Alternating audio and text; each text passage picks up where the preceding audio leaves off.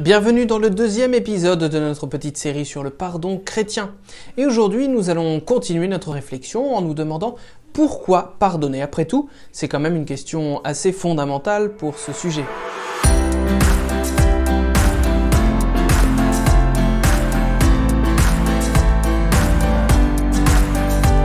C'est facile aujourd'hui pour nous de nous dire que nous n'avons pas vraiment besoin de pardonner, que ça n'est pas forcément juste de pardonner et que ça ne doit pas forcément partir de nous. Alors pourquoi pardonner ? Eh bien pour le baptisé, c'est très simple, parce que Dieu m'a pardonné le premier, il m'a pardonné avant.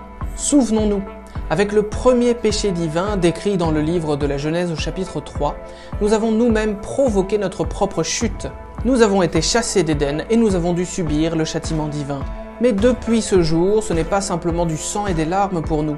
Toute la Bible, depuis le 3e chapitre de la Genèse, est l'histoire de l'inlassable pardon divin offert gratuitement à l'homme. Car à partir du moment où le péché était en nous, c'était déjà quelque chose de très difficile de reconquérir ce pardon. D'Adam et Ève jusqu'à l'entrée en terre promise, les péchés se sont multipliés. Les infidélités ont été très nombreuses, comme le montre la Bible. Caïn et Abel, Noé, Sodome et Gomorrhe, toutes les infidélités d'Israël au désert, les idolâtries, les manques d'amour innombrables. L'alliance avec Dieu a été sans cesse éprouvée.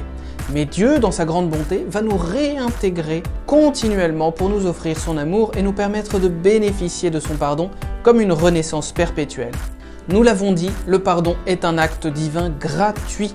Bien sûr, Dieu aurait le droit, ce serait la justice même, de nous châtier pour nos fautes à chaque fois.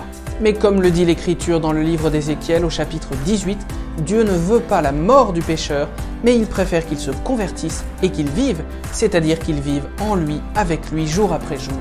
Le pardon, dans l'Écriture nous le voyons, est donc une renaissance, un acte de renouveau, et pas du tout une faiblesse de Dieu, au contraire, une manifestation de sa puissance. Car nous savons à quel point il est difficile de pardonner. En péchant, parfois inlassablement, nous devenons en quelque sorte des débiteurs de Dieu. C'est comme si nous avions une dette envers lui.